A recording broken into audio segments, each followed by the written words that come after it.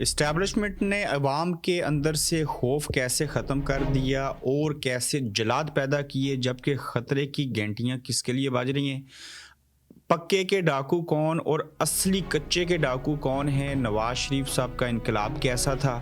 خان پر نیا الزام لگا دیا گیا، جبکہ عالیہ حمزہ پاکستان کی پہلی خاتون جو فلسطین کے حق میں احتجاج کرنے کے اوپر اڈیالہ جیل میں عمران خان کے پاس پہنچ گئی۔ آج کی گورکھ دندہ میں اس پر بات کریں گے۔ السلام علیکم، آپ دیکھ رہے ہیں گورکھ دندہ، ابرار قریشی آپ سے مخاطب۔ ملک کے اندر حالات جو ہیں وہ تاحال نامساعد ہیں۔ کبھی پاکستان کے اندر جو ہے وہ اوورسیز کی کنفرنس کروا کے یہ تاثر دینے کی کوشش کی جا رہی ہے کہ ملک بڑا اچھے سے چل رہا ہے۔ کبھی آپ دیکھیں تو ان کی تقریریں سن کے یہ تاثر دینے کی کوشش کی جا رہی ہے کہ ہم ہی ملک کے وفادار ہیں، تمام مسائل کا حل جو ہے وہ ہمارے پاس ہے۔ مگر اس اسٹیبلشمنٹ نے اور موجودہ حکومت نے پچھلے کچھ عرصے میں جو کام کیے ہیں، ان کاموں کو سامنے رکھتے ہوئے ہم یہ بات سختی سے کہہ سکتے ہیں کہ انہوں نے عوام کے اندر سے خوف بالکل ختم کر دی ہے اور نئے جلاد پیدا کیے ہیں اور اپنے خلاف جو ہے وہ نفرت کمائی ہے۔ پاکستان کی تاریخ میں کوئی بھی سیاستدان یا کوئی بھی سیاسی جماعت انکلوڈڈ عمران خان ایسی نہیں ہے جو اسٹیبلشمنٹ کی گود میں بیٹھ کے برسر اقتدار نہ آئی ہو۔ یہ ایک تل حقیقت ہے جسے مجھ سمیت آپ سب کو ماننا پڑے گا۔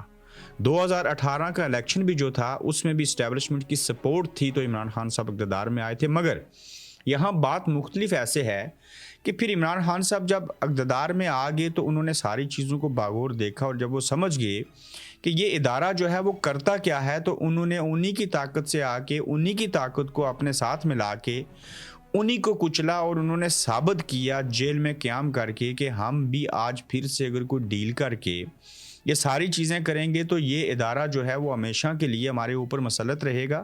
تو عمران خان صاحب نے ایک نئی تحریک کا آغاز کیا اور اس کے اوپر قیام کیا اور جیل کے اندر رہتے ہوئے کوئی ڈیل نہ کر کے ان لوگوں کو ناکوں چنے چپوا دیے۔ پھر اتنا ظلم، جبر اور بربریت کی گئی ملک کے اندر کہ آج بھی آپ دیکھیں عماد فاروق ہوں، دیگر لوگ ہوں، انہوں نے یہ ایسے جلاد پیدا کیے ہیں بلوچستان KPK میں، پورے پاکستان میں اور آزاد کشمیر کے اندر انہوں نے اتنی نفرت کمائی کچھ ایسے کام کر کے کہ یہ اتنی نفرت قائم ہو چکی ہے کہ اس کو اب ختم کرنے کے لیے آپ کو کئی سال اور نصف صدی لگ جائے گی۔ پھر میں آپ کو اس بات کا انکشاف آپ کے سامنے کرنا چاہتا ہوں کہ اگلا محاذ ان کا یہ ہے کہ 9 مئی کو اب 2 سال ہو جائیں گے اگلے مہینے میں۔ اب انہوں نے کمیشن قائم کر دی ہے اپنے من پسند ججوں کے ذریعے۔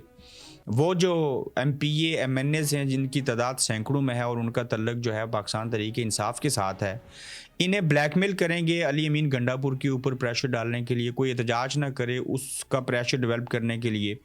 تو ان لوگوں کو اس ٹرائیبیونل کے ذریعے نااہل کر دیا جائے گا اور کہا جائے گا کہ فارورڈ بلاک بنا لو، عمران خان کو چھوڑ دو، ورنہ باصورت دیگر ہم جو ہیں وہ آپ کے MPA ہونے کا جو دعویٰ ہے، جو آپ کامیاب ہوئے ہیں، آپ نااہل ہو جائیں گے کس نئے قانون کے تحت۔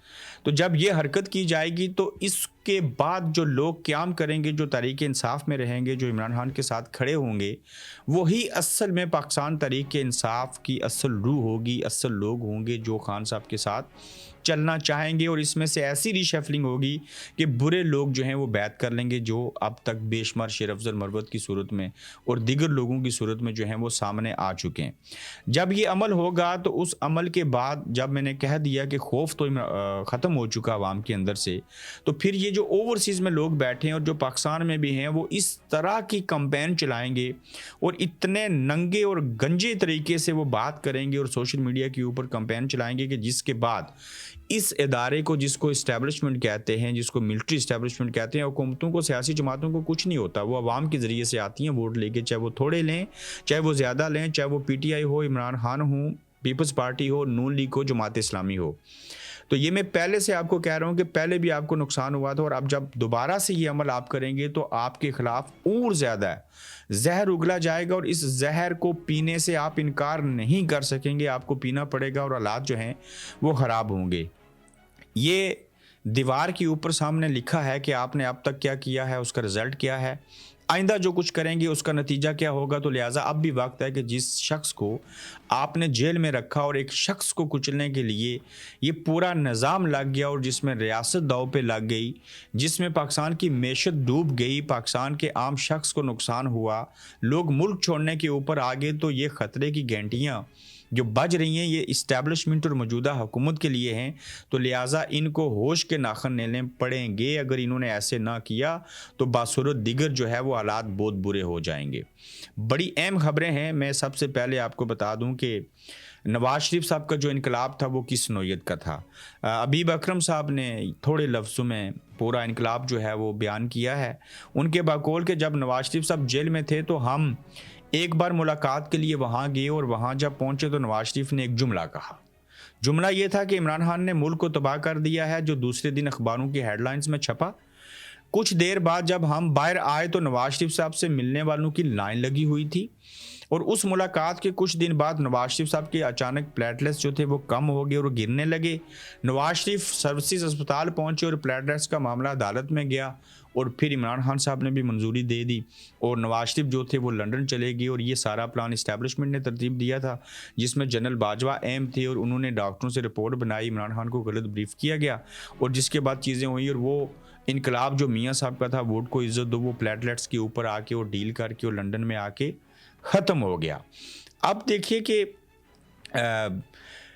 پرانا اسکرپٹ دہرانے والے کون ہیں اور پکے کے ڈاکو کون ہیں اور کچے کے ڈاکوں کے سار کے اوپر چیزیں ڈال دیں. اور احمد نورانی صاحب کی والدہ ہر روز جب عدالت سے باہر نکلتی تھی اور جو بھی باضمیر شخص جس کی ماں بہن ہے, جس کو عورتوں کا ماں کا رشتوں کا احساس ہے, وہ ان کی ویڈیو کو نہیں دیکھ سکتا. میں تو کم از کم نہیں دیکھ سکتا کہ ایک ماں تڑپ رہی ہے کہ ان کے بچوں کو اغوا کیا گیا اور بلا وجہ کیا گیا ہے, اور ایک بھائی نے سٹوری کی تو اس میں دوسرے بھائیوں کا کیا قصور ہے. اس کے باوجود احمد نورانی صاحب کو میں داد دوں گا کہ وہ ڈٹے رہے, اور انہوں نے کہا کہ میں اپنے بھائیوں کے اغوا ہونے کے بعد اس بات پہ بلیک میل نہیں ہوں گا کہ میں اپنی سٹوری کو جو ہے وہ ڈیلیٹ کر دوں یا میں اس کے اوپر بات نہ کروں. انہوں نے سختی سے کہا کہ میں مزید اس کے اوپر بات کروں گا اور کرتا رہوں گا. اب دیکھیں کہ پکے کے ڈاکو کون ہیں, وہ جو سلوار قمیض اور جوگر پہن کے آتے ہیں اور جو احساس اداروں کے اوپر الزام لگتا ہے, وہ ہمیشہ کی طرح وہی سکرپٹ دہرا رہے ہیں. اور جبکہ عام سے بندے کو ریڈی بان کو پتا ہے کہ پکڑا کس نے تھا, اغوا کس نے کیا تھا, اور پھر پولیس مقابلہ ہوا اور وہ بھی کچے کے ڈاکوں کے ساتھ ہوا. کچے کے ڈاکو زخمی حالت میں بھاگ گئے, یہ ان کو پکڑ نہیں سکے اور ان کے بھائیوں کو انہوں نے چھوڑ دیا, اور کہتے ہیں کہ وہ بازیاب ہو چکے ہیں, اور یہ ذرائع کے مطابق بتایا جا رہا ہے کہ وہ اپنی ماں کے پاس جو ہیں وہ پہنچ چکے ہیں. اتنا بڑا جھوٹ اس دور میں, جدید دور میں اگر آپ بولیں گے تو اس کے اوپر کون یقین کرے گا. میں تو 1% یقین نہیں کرتا ہوں. اور احمد نورانی کے لاپتہ بھائیوں کی رحم یار خان کچے سے بازیابی کی اطلاعات موصول ہوئی ہیں. کچے میں پولیس کا دوران پیٹرولنگ ڈاکوں سے مقابلہ ہوا اور ڈاکو 2 مغویوں محمد علی اور سیف الرحمان ایدر کو چھوڑ کر زخمی حالت میں فرار ہو گئے. سرچ آپریشن جو ہے وہ جاری ہے. آپ لوگوں کا بیڑا غرق کو آپ پیٹرولنگ کر رہے تھے, وہاں پہ آپ کو کچے کے ڈاکو مل گئے, آپ پکے کے ڈاکو ہو گئے, پیٹرولنگ کر رہے تھے وہاں پہ, یعنی کہ گشت کر رہے تھے, اس کو پیٹرولنگ کہتے ہیں. تو وہاں پہ اچانک سے آپ کو کچے کے ڈاکو ملے اور آپ نے مقابلہ کیا, وہ زخمی ہو گئے, وہ بھاگ گئے, اور احمد نورانی کے بھائیوں کو آپ نے ان سے بازیاب کروا لیا. نہ تو آپ کا پلان تھا کہ ہم نے جا کے بازیاب کروانا ہے, نہ آپ کو پتا تھا وہاں پہ کچے کے ڈاکو ہیں. سرچ کر رہے تھے تو وہاں پہ آپ کو وہ مل کے پیٹرولنگ کے دوران, یعنی کہ جیسے گشت کے اوپر نا, سرچ نہیں گشت کے لیے پولیس نکلتی ہے. تو بھائی یہ پولیس والے کون تھے, کچے کے ڈاکو کون تھے, کون سا اسلحہ چلایا, انہوں نے کیوں ان کو پکڑا تھا. اور بھائی کچے کے ڈاکوں کا احمد نورانی اور ان کے بھائیوں سے اور ماں سے کیا لینا دینا, انہوں نے ان کا کون سا نقصان کیا تھا کچے کے ڈاکوں کا.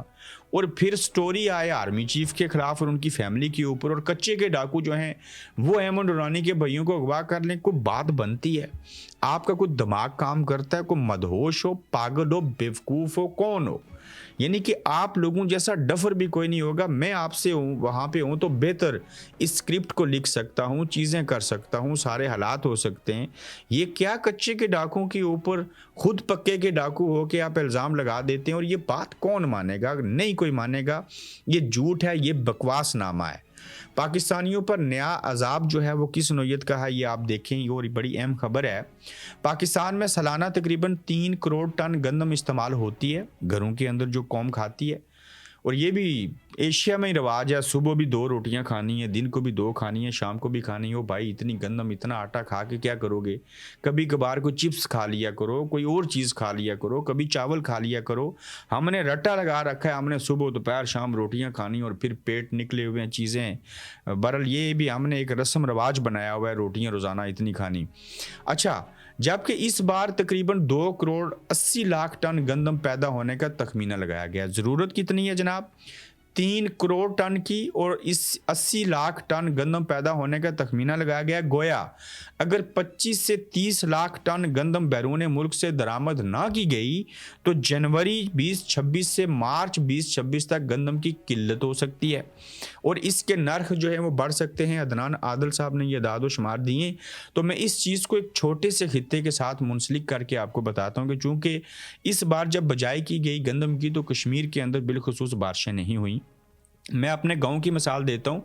कितने ऐसे लोग हैं हमारे घरों समेत जो ये सोच रहे हैं कि ना तो गंदम बड़ी हो सकी, ना बारिशें हुई, ना वो सिट्टा बना, ना सिट्टे के अंदर दाना पनप सका, बना ही नहीं। तो उसको काटेंगे तो जब चीज़ें होंगी तो उसमें तो सिर्फ वो बुरा ही निकलेगा। दाना तो उसमें है नहीं है, दाना नहीं होगा तो उसको उससे आटा नहीं बनेगा। तो लिहाजा इस साल में कश्मीरी जो हैं 70% उनकी गंदम की फसल नहीं हो सकी। यहाँ कहीं हुई है तो मुझे कमेंट में ज़रूर बताएं। वो सारे पाकिस्तान के किसानों से कोई 26 मन लेगा, कोई 50 मन लेगा और वहाँ से गंदम खरीद के स्टोर करेंगे और फिर उस दाने से आटा बना के गुज़र-औक़ात करेंगे। ये सिर्फ कश्मीर के हालात बता रहा हूँ, बाकी तो आपको पूरी चीज़ें बता दी हैं। कहाँ 3 करोड़ टन गंदम चाहिए और सिर्फ 80 लाख टन गंदम पैदा होगी। तो फिर जब आप वहाँ से लेंगे तो आप इमेजिन कीजिए कि वो कितनी महंगी तरीन गंदम होएगी। और फिर किसान जो हैं उनके ऊपर आपने हाथ नहीं रखा। इस साल आपने उनसे गंदम ली नहीं, अगला साल जो आने वाला है उसमें खसारा नज़र आता है। तो ये एक नया अजाब नाज़िल होगा और जिस मुल्क में बेसिक चीज़ जो गंदम है उसी की किल्लत हो जाएगी तो ये तो बड़ी मुसीबत आन पड़ेगी। लेकिन इसकी क्या प्लानिंग है? कोई प्लानिंग नहीं है जनाब। प्लानिंग एक ही है, PTI को कुचलना है, फलां को इक़्तिदार में लाना है। आप लाल मल्ली जो हैं उनकी मिसाल देख लीजिए कि इन पागलों ने वो इलेक्शन भी चोरी कर लिया जो 90% वो जीते हुए थे। कम से कम ये एक सीट दे देते तो पाकिस्तान तहरीक-ए-इंसाफ वाले अपना हाथ हल्का रखते सोशल मीडिया के ऊपर। क्या हर्ज थी अगर आप उनको ये एक सीट दे भी देते तो आप कम से कम जो 2024 का इलेक्शन चोरी किया था उसमें थोड़ी सी लचक पैदा हो जाती। नहीं यार, ये थोड़ा सा इंसाफ भी करते हैं, इतने जालिम नहीं है। मगर आप जुल्म के ऊपर जुल्म किए जा रहे हैं, नाइंसाफ़ी किए जा रहे हैं। तो जब आप ये हरकतें करते रहेंगे तो दूसरी जानिब नफ़रत पैदा होगी, उस नफ़रत का इजहार होगा और इजहार के बाद आपको तकलीफ़ होगी और फिर फॉरवर्ड एज रिसीव, जिस लहजे में आपने कहा हम भी ऐसे ही कहते हैं, तो ये फिर चीज़ें आपको देखने और सुनने को मिलती रहेंगी।